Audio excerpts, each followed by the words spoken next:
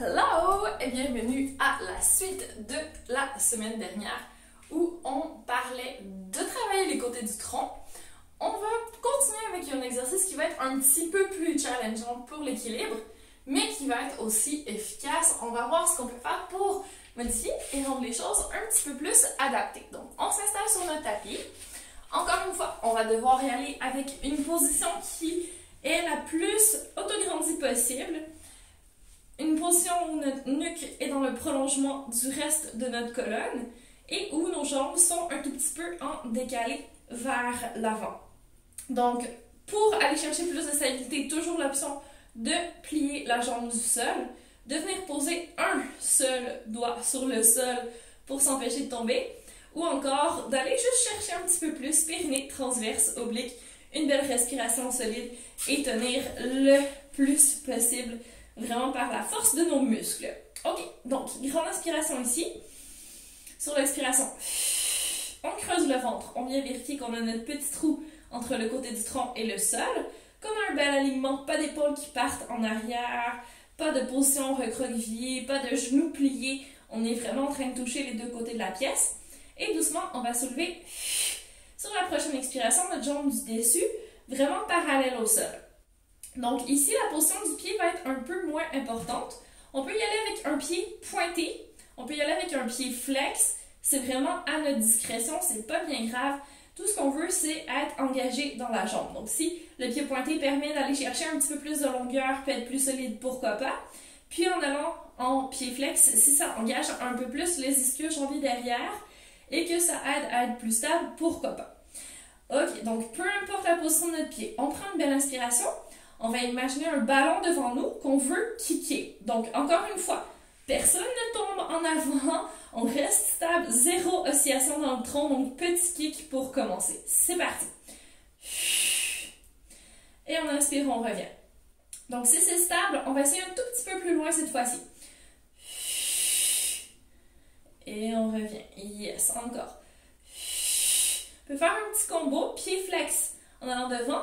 Pied pointé en revenant derrière, ou si ça nous mélange trop, on laisse tomber. On continue. De plus en plus loin. Encore 2. Ici, on essaie vraiment de creuser les abdos, d'avoir encore notre trou sur le côté. Et dernière fois, let's go. On va se tenir ici devant et de rester. On va plier notre genou et on va aller comme ça vers l'arrière.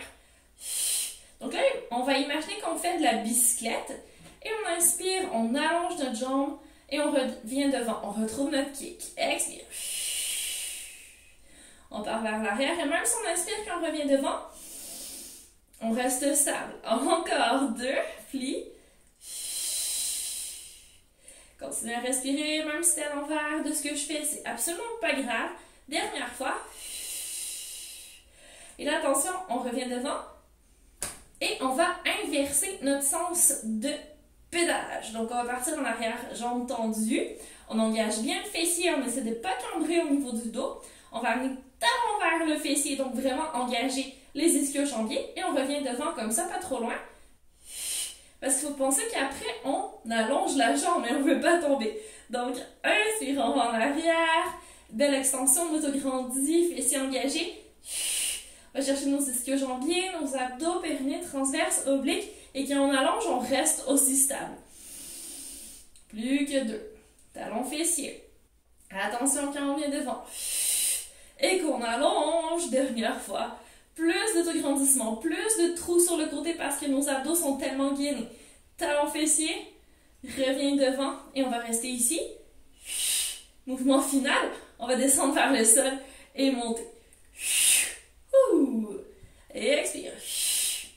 Et autograndir, on n'a pas perdu notre creux, notre hanche est la plus stable possible. Si on veut aller plus haut, pourquoi pas?